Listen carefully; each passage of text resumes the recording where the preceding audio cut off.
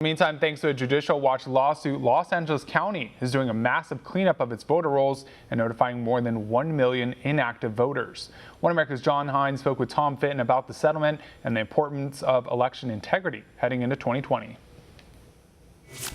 I'm here with Tom Fitton, president of Judicial Watch. And Mr. Fitton, I wanted to ask you about an announcement you made today with regard to some of these voter rolls in California.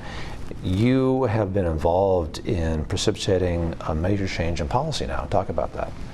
Well, Judicial Watch sued the state of California and specifically Los Angeles County over their failure, as required by federal law, to take reasonable steps to clean up their voting rolls. The California Secretary of State also has told other counties in California, like San Diego, where it's a bit of a mess there, you need to start following the federal law and take reasonable steps to remove people from the rolls. The Obama Justice Department and the left generally never wanted to enforce this law. They certainly want people to register to vote, which is fine, but the element of the federal law at issue here, the National Voter Registration Act, otherwise known as the Motor Voter Bill, requires states to take reasonable steps to clean up the rolls. So the Obama Justice Department wasn't interested in enforcing that. And Judicial Watch filed the first lawsuits by a private entity to enforce this federal law because the Justice Department wasn't doing its job. So we had settlements in Ohio, we won in Indiana, we've just recently won in Kentucky, and of course we've got this settlement in California. We're doing the work that the Justice Department should have been doing and arguably still should be doing, but has been slow to get up to speed. If you look at the nationwide numbers, there are probably 3.5 million names in the rolls in various jurisdictions that shouldn't be there. Los Angeles County has 1.5 million of them. So this process is going to cut that national problem of dirty voting rolls almost in half. If you've got people on the rolls who shouldn't be there or have died, it's easy potentially for people to vote in their names and no one's going to know about it. So especially in places that don't have voter ID and things like that. So we got to take that temptation away, and this is part of what federal law requires.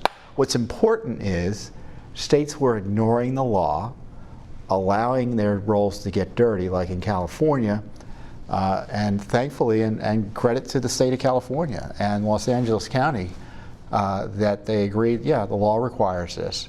It's important to remember, last year, the Supreme Court ruled this has to be done, more or less, in upholding another settlement with Ohio that Judicial Watch had come to, requiring Ohio to clean up its rolls. Shouldn't this be something that governments do as a matter of routine? Why is it that it comes in a response from a lawsuit from Judicial Watch? Well, some governments do it as a matter of routine. Some states clean the rolls and take reasonable steps to clean the rolls. They don't have to be perfect, but they, for instance, every few years, every election cycle, they can send notices to people who haven't voted to ask what's happening. Are you still around?